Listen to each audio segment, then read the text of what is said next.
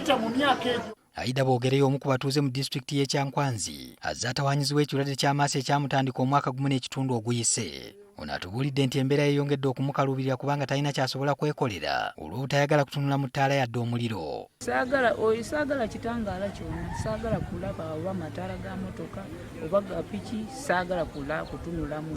Amaaso gano ganuma nnyo, gantewanyiza omwaka mulamba.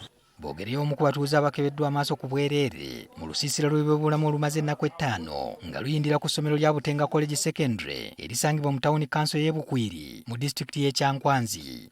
Mu lusiisira luno abatuuze bakebeddwa endwadde z'amaaso ez'enjawulo ne baweebwa n'amagezi ku ki kye bayinza okukola, n'abamu bafunye obujjanjabi n'abalala okuweebwa gaalubindi okubayambako okulaba obulungi. Batukebedde si bintu bya kutusuulako gaalubindi nga tebatumaze tukebera, batulukisiza mu mitendera gyonna egyetaagisa okusobola okutuuka ku glasses zetu. Nti waliwo cases ze tufunyeewo leero okuva ku Mandi nga amaaso agamu gaafiira ddala.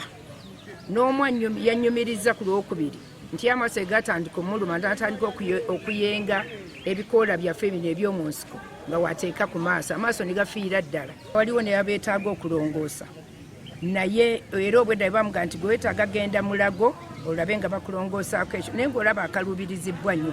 Okujja kw'abano kwabayambye era buli abadde n'ekizibu azze. Kyokka omubaka omukyala wa disitulikiti y'e Kyankwanzi nga yaleese abasawo bano agamba bangi ku batuuze mu kitundu kye balina endwadde z'amaaso wabula batya okugenda mu malwaliro ekiviiriddeko embeera yaabwe okusajjuka. Kubiriza bannakyankwanzi baleme kweganya gendanga bakeberako. Eriiso nga likuluma olaba teritereera.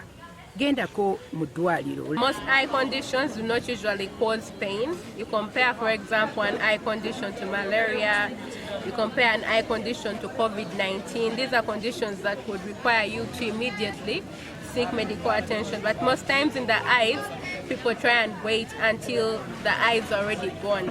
So the earlier we identify eye conditions, the more we reduce the risk. Abalwadde b'amaaso era baweereddwa amagezi okwewala okumala gagula eddagala libasanze mu bulwaliro obw'enjawulo nga tebakebeddwa kubanga kiyinza okubaviirako okuzibira ddala amaaso.